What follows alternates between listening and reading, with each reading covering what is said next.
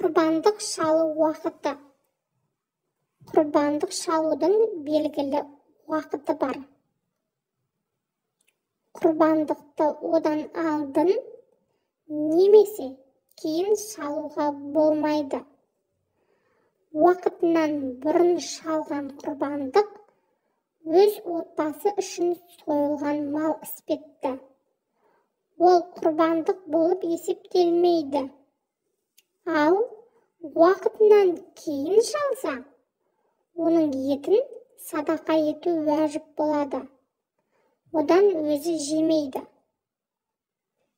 Құрбан шалудың уақыты құрбан айттың бірінші күні айт намазынан кейін басталып, айттың үшінші күні күн батқанға дейін жалғасады.